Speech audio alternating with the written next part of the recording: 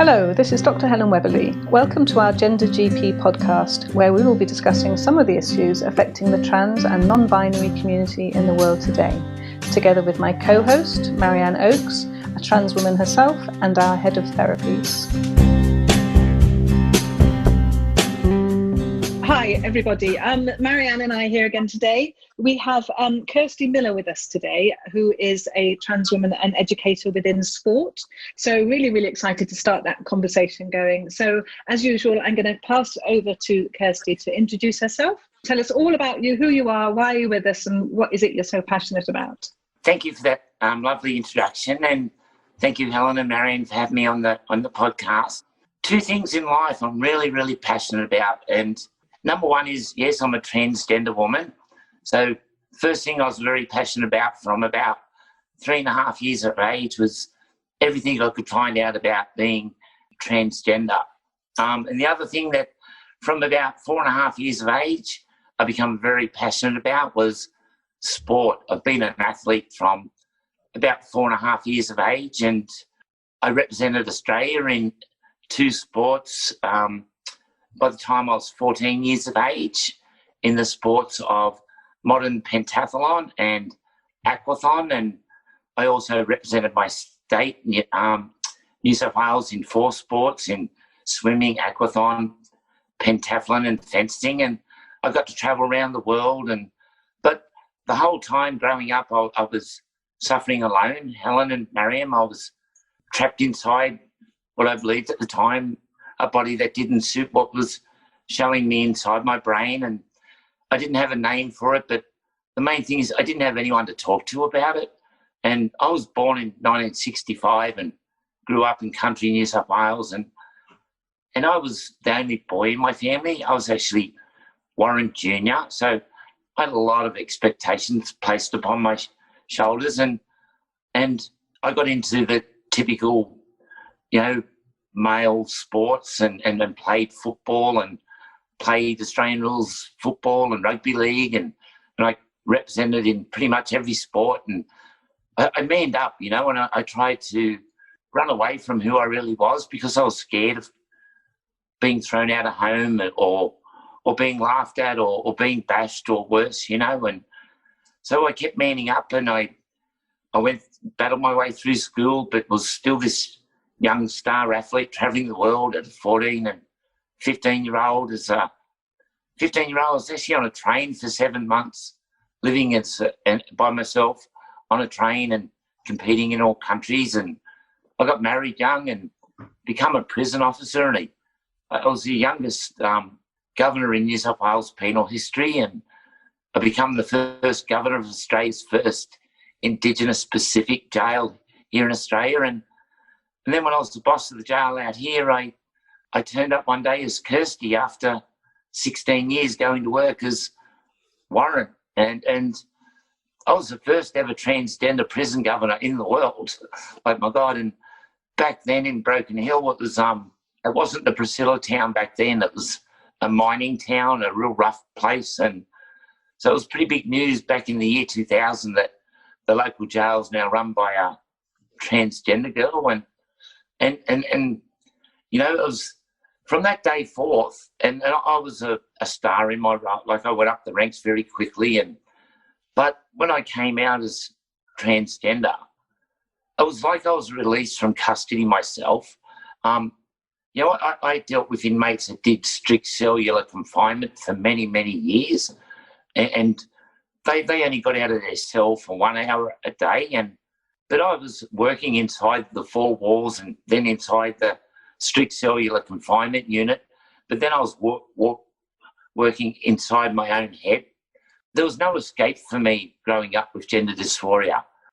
Why I'm here today, though, is I'm very passionate about sport, and in the transgender community, sport is my passion. I believe out of all our obstacles that we face as transgender people, the trans athlete is pretty much at the bottom of the pecking order at the moment. We cop a lot of abuse. A lot of people assume that we transition to win medals, which is ridiculous. I've got a truckload of medals out there. So I definitely didn't want any sport medals. No. But a lot of people say that we haven't qualified for an Olympic Games because none of us were very good athletes to start with. We were just mediocre men. I've been diagnosed with severe osteoporosis, and because my body needed testosterone put back into it about 14 years ago after it became post-operative. And because sport policy doesn't allow that, and doesn't allow it for women like yourself, and doesn't allow it for women like Kirsti Miller, if we've got a health need, no sporting policy will allow us to have that health need met. But a male under what a policy, a male with low testosterone, he applies for a therapeutic use exemption. He's allowed to use an injection and shoot himself up with testosterone and bring himself up to the same level as his same-sex counterparts. There's so much to unpick and talk about, isn't there? So there's a couple of things that I know that people have feelings about and that people are interested. And I think, Marianne, that there's a couple of issues here. One is about people who say, if you are a transgender woman, so if you were assigned male at birth, but actually you identify as a female, as you do, Kirsti, then you would have an unfair advantage in sport if you played on the women's team. So that's, Marianne, that's something that obviously we've seen people, haven't we, had feelings about, this kind of unfair advantage if you have a more masculine body, if we could kind of segregate it that way. Is that something that you've come across, Marianne? The perception is that would be the case. Now, I can't go into the science behind this, but I'm just going to give an example. Yeah. If I went onto the tennis court with Serena Williams, she would hammer me to death. There's no way that I could serve anywhere close to her, full testosterone levels or not. My physiology would put me at a complete disadvantage to Serena Williams and probably the top 1,000 female tennis players in the world. So how we manage sport to keep it fair, because I think, to me, sport's just not fair. It's never been fair. To put somebody who is 5'6" sprinting 100 meters against Usain Bolt, that's just not a fair race. It's never going to be a fair race. So to try and, justify any of that, and Kirsti, I'd love you can tell me otherwise if you want. But, the truth of the matter is sport's just not fair to start with. There's so many details that make up an athlete. To try and make it fair through hormones alone is just making it worse. It's simplifying a really complex subject. Would you agree? Absolutely. And to make it on volume testosterone, without a doubt, it is the worst category they've tried to define a male and female as, because no sports policy relying on volume testosterone alone, without considering the individual sensitivity to androgens, means absolutely nothing. And there is no study in the world, there is not one study in the world that shows increased endogenous testosterone levels achieves a greater athletic performance. If people say there is, make them produce it, because there's not. There is absolutely no study that links increased endogenous levels. But where girls like trans girls fit in under, say, like the international OIC policy, that policy is based to minimise the advantage that we may have got by experience a male puberty. And once again, this is a blanket policy, and it's going to relate to, in the future, we've got trans kids now that never experience that male puberty, and they're going to need androgen support later on in their life. Otherwise, they're going to have brittle bones by the time they're 25, so this is so that's right. So this is the other side of the coin, isn't it? So we've got the one where, our are people who were assigned differently at birth, are they at a disadvantage or an advantage if they play for the other team, the right team? And then we've got the issue of the hormones themselves, haven't we? Because as you so rightly say, everybody's hormones are different. And why is it fair? Why is it fair that somebody who was assigned male at birth and identifies as male, if they have a low testosterone, because that's just because their body isn't producing enough for them, then they are medically allowed to have testosterone, whereas a trans man taking testosterone would perhaps be treated differently in sport because theirs isn't coming from their body, it's coming from medication. So there's a difference there, isn't there? And then we've got the other complication of people who are assigned female at birth and identify as female but actually have higher circulating testosterone just because that's what their body happens to do for them. So we've got some real difficulties there, haven't we, when we're talking about the science, as you were talking about, Kirsti, you know, the kind of science or the research, the studies around it. Well, when you think about it, sport now has decided to make a male and female by an arbitrary testosterone level. Now, just think about that for 1 second. A male or a female is now defined by an arbitrary testosterone level. Now, can you think of anywhere else in the world, and do you know many people that even know their testosterone level? No, absolutely. No, I don't. So there's a lot of people in the world that not even going to know if they're a male or a female if they go by Sebastian Coe. And Sebastian Coe, he made a comment that the greatest determination of athletic ability is testosterone, okay?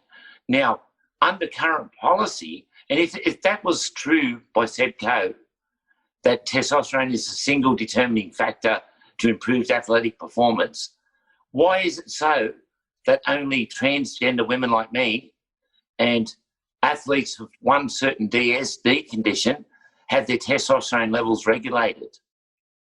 If Sebastian Coe is so adamant, and then we have, like I said, we have XX girls with T levels in the male range, and we saw a study only last year in the UK that when they got some females and they gave them some testosterone over a 10-week period, and they found these females were absolutely like dynamite, because another example is a trans man that has not had his main androgen receptors removed.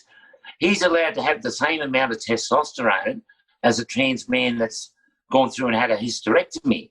So the trans man with the functioning androgen receptors, he's getting 6 to 10 times more boost than what I would if I had it, if I had my functioning male androgen receptors. And then we have again what you just touched on, the male. So to give you an example, if we've got, say, a 13-year-old little boy that for some reason, sadly, accident or illness, loses his gonads and can't produce testosterone, that young fellow will still be able to compete in sport because he'll get a therapeutic use exemption and he'll be able to bring them up. But if we've got a 13-year-old girl that's got to have a hysterectomy at 12, 13 years of age, and her body now gets to an age where she needs testosterone, some androgen support, goodbye. She's got to make a choice, play sport or not, you know. So, and under the current policy, there's 7 physiologies they're trying to push into one testosterone limit. We've got transgender females, and they're the ones that have come in the scene since 2015, so the preoperative girls. Then we've got the transition girls like myself. So I've got different health needs to go. I need androgen support later on where preoperative girls don't, but, you know, like they can lower their dosage or whatever. But then we've got the DSD athletes. Then we've got the XX girls, even the ones with high T. Then we've got the trans man, pre and post, and then the males. So it's medically flawed. It's totally medically flawed. It's making athletes unwell, and it's total social bias. So if we, because we three here understand about this, very clearly. So if we were to make a policy that would fit for sport, what would be your top line thoughts, Kirsti? What do you think we would, if we were on the panel, what would we be advising? Well, to try and put this in layman's for everyone, I believe that whilst maintaining the strict binary male-female category that we have now, because I've got two options in this, right? And whilst maintaining the strict male and female, now for someone like Kirsti Miller, she's born a female, raised a female, born with female genitalia, competed for 11 years as a female, should be allowed to compete as a healthy, normal woman without any medication. Number one, no athlete should be made to reduce it. And then for girls like me, it can't be a blanket policy, right?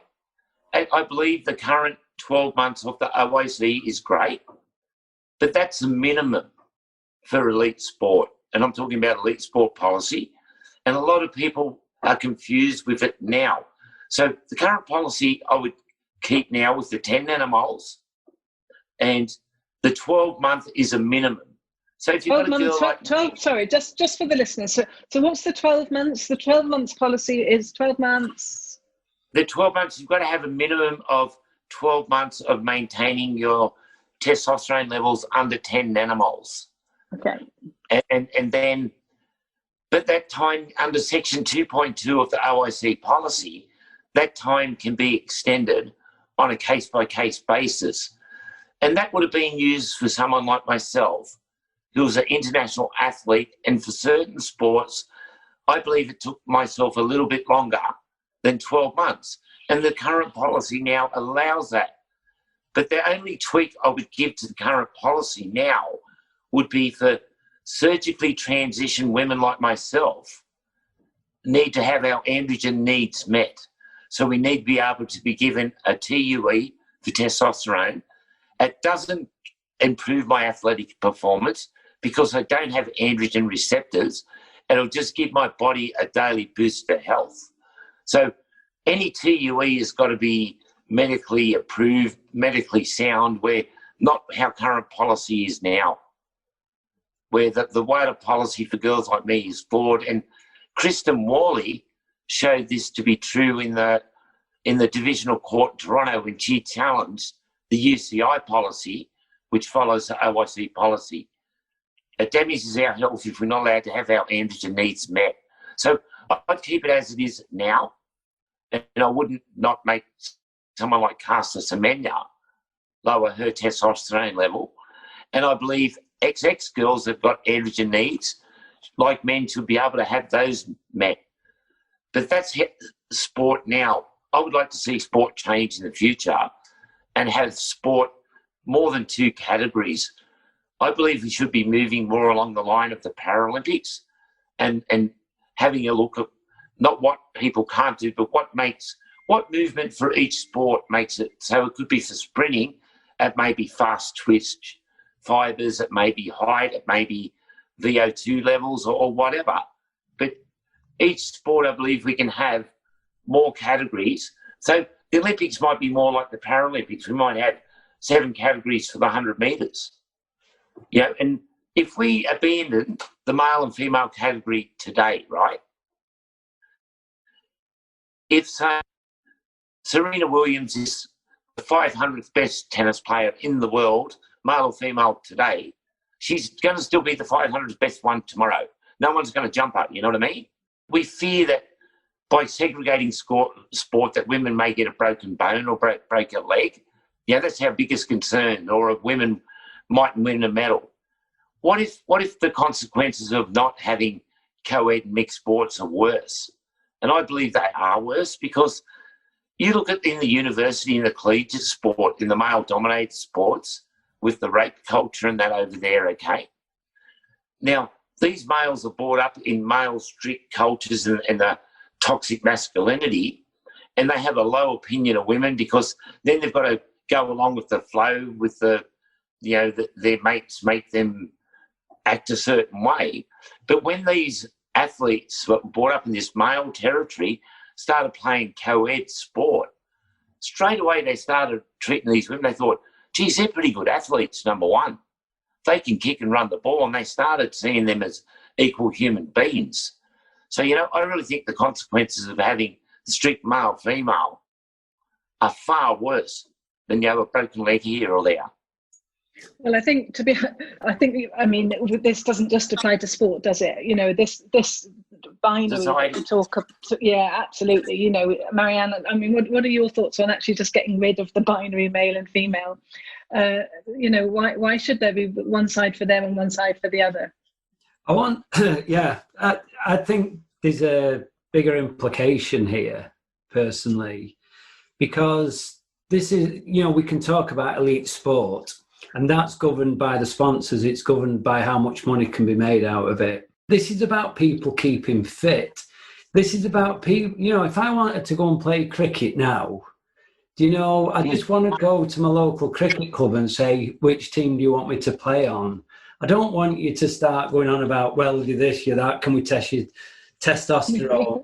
Yeah. I just want somebody to give me a bat and say, go and bat for them over there, because actually it's fun. Sport it should be all inclusive for all people at all levels, that nobody should be barred, So the implications of what's going on at the top in elite sport is actually telling people further down the line that you will not be welcome, not just trans kids, but, gay men, lesbian women, people of colour. It just really is sending out all the wrong messages. Grassroots, for me, should be all welcoming, and we shouldn't be having a debate over, like you say, the binary. And also the thought that, the different shapes and sizes, isn't it? Yeah. I love it. Yeah, give me a bat. Where do you want me? Do you want me on that side? Do you want me there? Do you want me fielding? Do you want me batting? What do you want me to do? Do you know what? I love that concept. And it doesn't matter if you've got size 20 feet and you're going to swim, or 6'8" and you're going to be a basketball player. But can I still play even though I'm a bit short? You're absolutely right, Marianne. Absolutely right. Well, Helen, it happens already. Let's say an example. In our local touch football comp, we used to have 10 grades in the men's and about 8 in the women. Mm. Now, how did the A grades get to play in the 8s and the players in the 10th grade play in the 10? By natural progression and selection. It wasn't you just come and go here. The best players ended up in the top grades, and the slower players played in the 10th grade. And they all had semi-finals. They all had final series. They all had grand finals. But the players were all matched in their different grades. And you get a golf club or a tennis club, they're ranked into D grade, C grade, B grade, A grade. How do they do that? How do they do that? So if we just had all grades for men and women, all combined together, we're still going to be competing with people of the same ability. We're all going to be matched in the same ability. And our local football team here, we're battling for players. And we've got these guys that are on the sideline that are little frail men that would love to have a kick of football, but they're way too frail to go and have a kick with the boys. And my partner, Nikki, she smashes the girls out here. She's been doing it for 30 years. She got too good in soccer. They had to make her play with the boys. And she got best and fairest in that too, So, Frank sitting on the other sideline, he's no faster, no stronger, can't kick the ball anymore, but he can't get a game because his name's not Sarah or Kirsti, I think sport can, and sport doesn't exist in a vacuum. Most communities revolve around their sporting teams. In Broken Hill here, if you're not a magpie, a kangaroo, a bulldog, or what's that other team we don't like, Nick? That other team? If you're not one of them, you're not part of the social fabric of the town. So if they don't allow transgender girls at the AFL, the transgender girl in Broken Hill doesn't get to go anywhere. It's that big, that big a thing. You could out a person from their community by outing them from their football team. That's Australia. We revolve around a sport, and I think most communities in the world revolve around their cricket, their golf club, their tennis clubs, their kids' football team. Yeah. They're doing it, and it revolves around being inclusive of all people. Yeah. That's the important.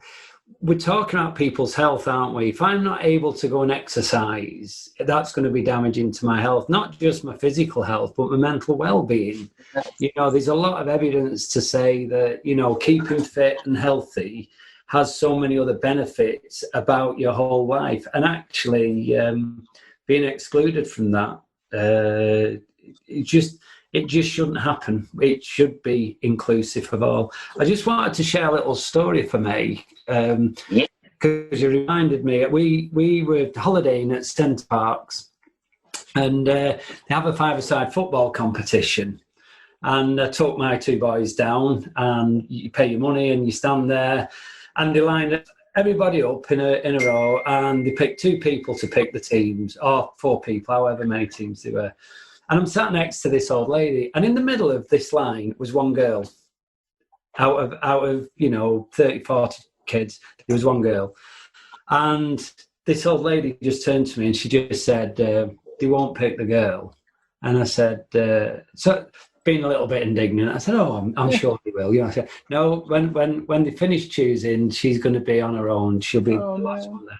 So sure enough, they went down, and the last person to be picked was the girl. And then the lady turned to me. She said, she plays for England. I said, oh, right. And she said, she's just come back from Lilleshall. Just watch. And so they picked all the teams. Everybody had five in a team apart from the last team that only had four. They were one player short. This girl was in it. They beat everybody. She organised these kids, and she just, and you just cannot look and say, because you're a girl, you cannot play football. And it was, out of all them kids, there was some great footballers. Nobody come close to her. And that, to me, sums up how we think. And we've got to change how we think. And we've got to be more aware. And that's a beautiful story. That's a really, really beautiful story. That's so... it's everyone's worst nightmare, isn't it? Being picked last when you have to do the choosing things. But what a fantastic result! Lovely, love it. We don't know what women can do in sport yet. There's they go on about the gender gap in sport. Now, the gender gap in sport. Well, for a start, women have got massive inequalities at every single level of sport, and they always have. It's only been the 2012 Olympics that we had. Women in every sport, and weightlifting only come in, in the late 1990s. And the biggest problem with women's sport is, as soon as a female athlete shows any form of masculinity, she's either transgender or intersex or a man in disguise. So the biggest barrier to women's sports participation is the attitudes towards women. And women athletes these days are playing strength sports. They must be allowed to be strong-bodied. And if they're not allowed to be strong-bodied, women are going to continue to suffer injuries in sport. So we don't know what women can do. And I predict once women get full equality in sport and get these stereotype beliefs about protecting women athletes out of their head, and I believe trans athletes can help expedite this for women, because we're breaking down the moulds of what the stereotypical woman is.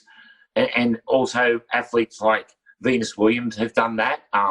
Emilio Maresmo, she copped a lot of abuse and was accused of being transgender.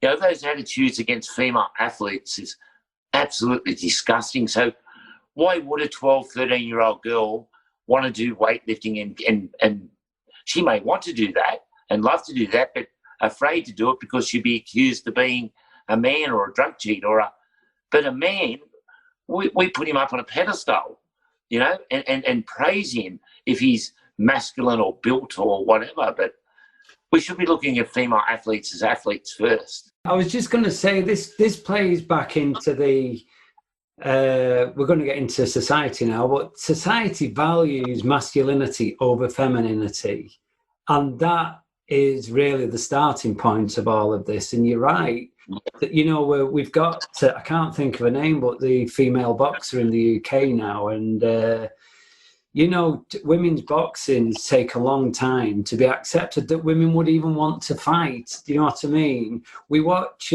female wrestling, you know, if it's mud wrestling, we watch it as an erotic fetish. We don't see them as genuine athletes. And I still think society plays lip service to women in sport, that it is a novelty that isn't as valuable as men in sport. Absolutely. That's gone on now since day one, you know, and that's why we're still talking about surgically or chemically castrating women that are a little bit more masculine than the norm, you know. So I blame the international global sports. I blame Sebastian Coe and the IAAF for harming these women, for blame, you know, they've virtually called these women men, and it's terrible. The World Medical Association have called this out as medically flawed.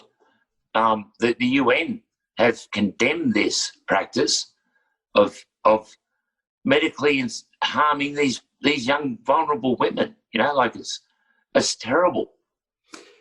Do you feel that it's the current climate of, dare I say, transphobia? Certainly with what we've got in the UK, I don't know how it is in Australia, but somehow this has seeped into the argument. You know, people, they use it as a way of keeping us down, and that do you know what I mean? That it seeped into the debate, and suddenly now it's become a wider issue within sport. And then, unfortunately, Caster's kind of suffered the ultimate blow that she's not even trans. Do you know what I mean? I know.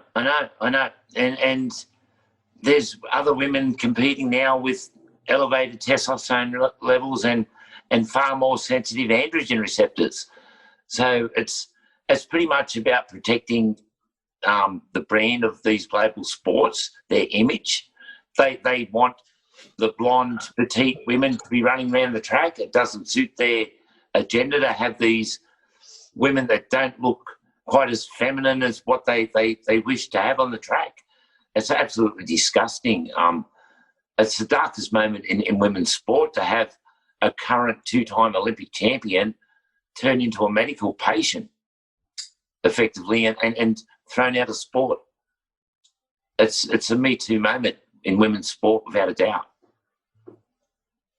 Marianne, if we were on the panel, the same question to you: is there anything that you would be, because we do see time and time again, don't we, that you know, the decisions around transgender rights or lives are made by cisgender people who don't understand. So if we had you, Marianne, on the panel, what would one of you, would there be any prerequisites that you would recommend? I'm going to go back to inclusion, really, that you know, sporting governing bodies should be keeping their sports inclusive.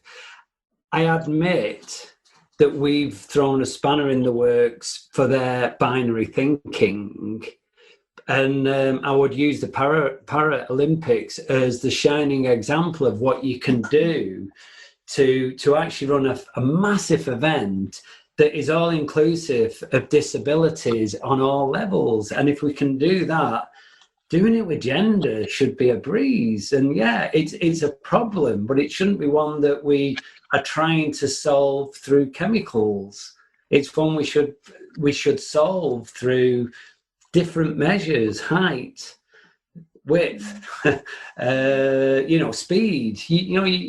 Surely you could have a 100-meter sprint that is under 9 seconds. Do you know what I mean? People that can't consistently go over 9. I'm saying 9 seconds like I know what a good 100-meter sprint is, but I'm kind of guessing. Pretty close. So if I was on the board, I would be putting them challenging questions. What are we avoiding here?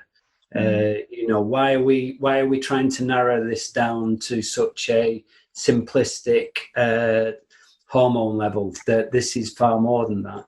And one other point I would put in, I do know for a fact cycling is a disgrace where chemicals enhance performance at the highest level for years and years and years. Yet where women are concerned and testosterone levels, we are now saying no. And I think, Kirsti, if I understood you correctly, all these laws are only going to affect women. Yeah, absolutely. And sport is blinded by the history of doping of exogenous testosterone, and sport is confused between endogenous and exogenous.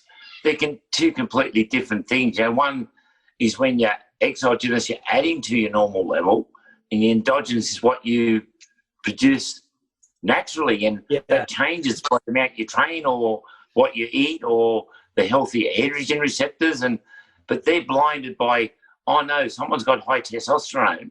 And the people who have actually benefited the most in sport through doping has been XX females, because like I said earlier, the XX female androgen receptors are far more sensitive to T. That's why we saw such a success in the early 80s, and records were set back then by girls that will never probably be broken. And there's been a lot more success with female dopers than males.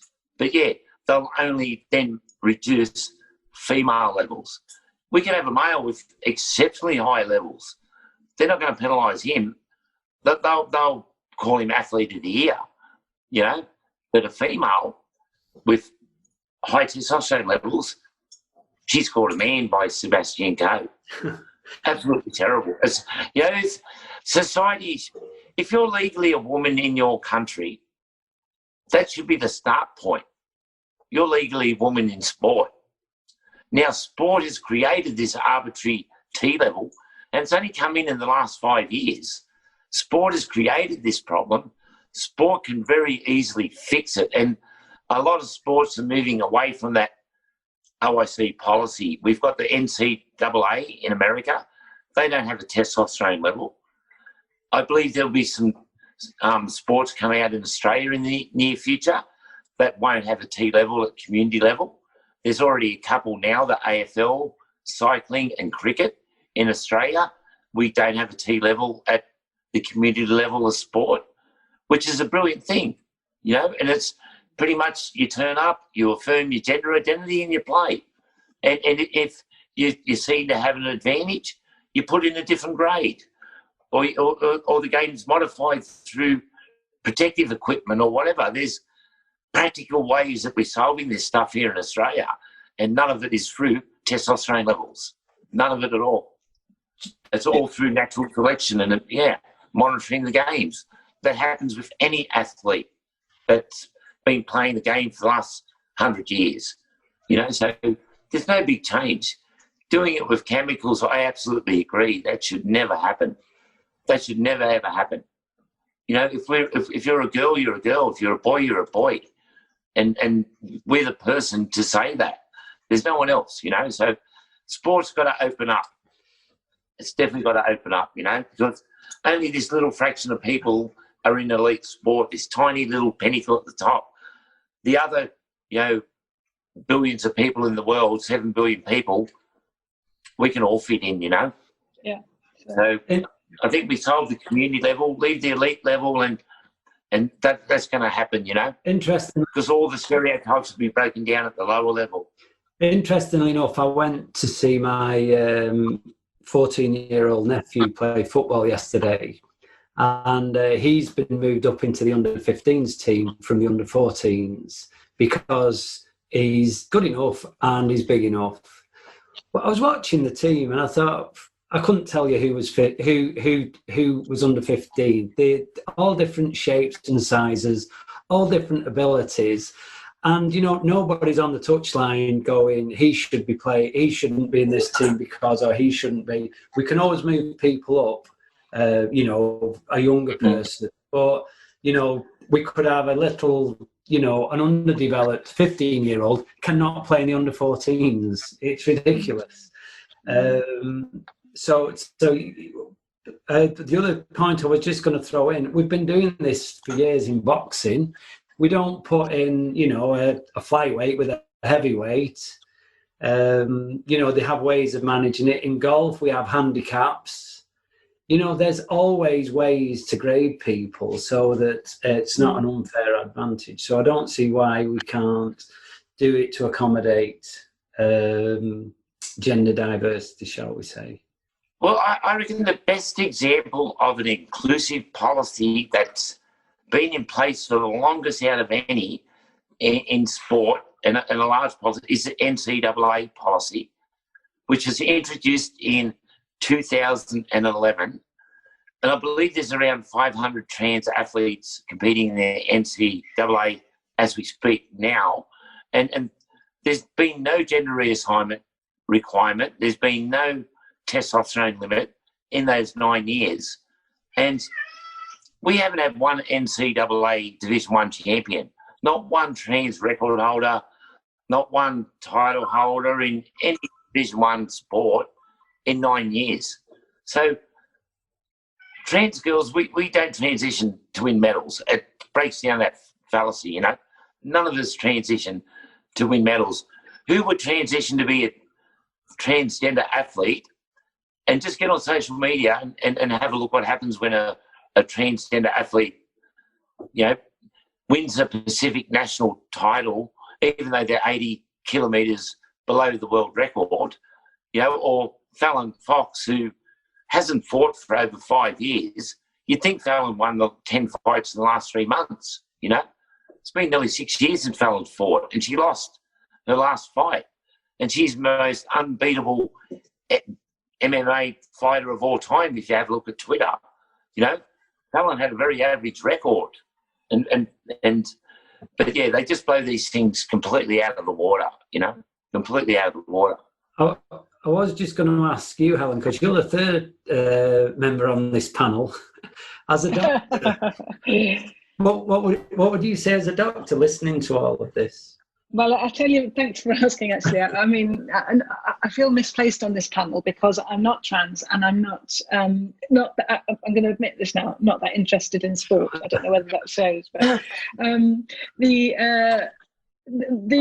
a doctor's point of view, I'm absolutely disgusted that we are bringing this down to blood tests and medicines. Absolutely disgusted. How anybody can enforce somebody else to take medicines or tablets that they don't want to in order to please the public or the viewers or the sports panel, whatever it might be. I'm appalled at that. And you know, and as for the testosterone levels, it's really interesting because these testosterone levels do not go by gender. They are different. You can be assigned female at birth and have virtually no testosterone. You can be assigned female at birth and have a high level of testosterone.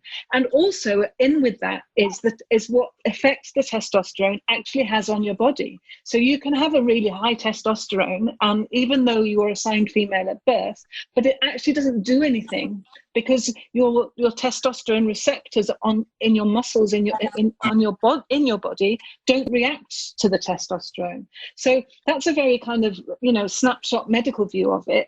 It's a really complex field, and you cannot simply say if you're taking that medicine you can or can't do this, or you should take this medicine in order so that you can or can't do this, and if your blood test is this or that you're allowed to do this. It's just nonsense, complete nonsense. So you know, that's my snapshot medical view. So no, we can't do it on blood tests, and no, we can't do it on what medicines you're taking, but to give yourself an unfair advantage just to give you in itself an advantage in sport, it should not be allowed. So I definitely think that you should not take testosterone medicine in order to improve your functionality in sport. I think that's unfair, and I think everybody agrees with me there.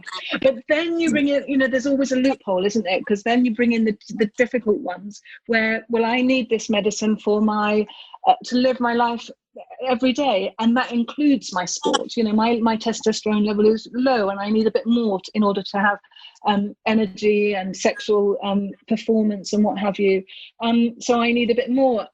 Are they allowed it, even if they're sports people? So it's incredibly difficult to work this one out. I don't think the three of us are going to work it out today, but I have to say, I think that we've done a really good job in just putting our three views over. I've really enjoyed the discussion. I think, you know, obviously, Kirsti, you bring a great sporting knowledge, which Marianne and I don't have, and it's really interesting to see it from the other side of the fence. And I think policymakers have got a long way to go in a lot of things. And Marianne, I completely so agree with you. It is, at the end of the day, it is about inclusion. And, you know, your comment about the Paralympics, you know, how do we manage to include so many different abilities and disabilities in one and make it work? You know, bravo, they did a really good job there. Absolutely. I really appreciate your views on the medical stuff, but Marianne, you've got to be on every sports board. You've got some great stories there, and the way you put it, I was like, you made me think of things. Like, I learned something new every time I speak to someone else in this conversation, and I really like your perspective on it there, Marianne. You've got to, you know, and a couple of your analogies or stories in there, they really highlight, you know, your point. So well done. Like, you mightn't be a sporty girl, but you've got to, you know, what you think in society can be linked back into sport. Like, bravo. I was just going to say, I'll share with you. If it hadn't have been for sport, my school days would have been pointless. So at age 15, I had a cartilage out of my knee, and that kind of put paid to any kind of career that I might have had in sport. But it doesn't stop me being interested. And actually, I do get angry that there is no place for me. You know, that if I wanted to go and play the sports that I could have done, my knees are shot now, but I just couldn't go to the cricket club and pick up a bat and ask them to put me in the most appropriate team. And that I find really frustrating. And to use it as a stick, to beat the trans community with, I think is abhorrent. You know, that's where my pain comes from. Yeah. Well, thank you very much, ladies. It's been really interesting. I've learned lots, as usual, on these podcasts. I've always enjoyed Marianne's view on things.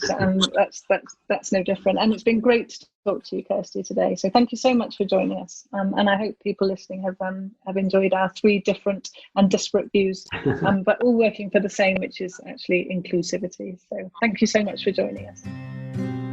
Thank you so much for listening. I really hope you've enjoyed our programme today. Please go ahead and subscribe to future episodes if you haven't done so already. If you or anyone else have been affected by any of the things that we've talked about in our podcast today and you'd like to contact us, please visit our website Help Centre and contact us via there. We're very happy to accept ideas for future episodes and future guests, so let us know if there's anything specific you'd like us to cover. You can also visit our website gendergp.com for a multitude of information about transgender health and wellbeing issues. You can follow us on social media. ID is @gendergp, and you can sign up to our monthly newsletter. Full details can be found in our show notes on our podcast page. Thanks for listening, and see you soon.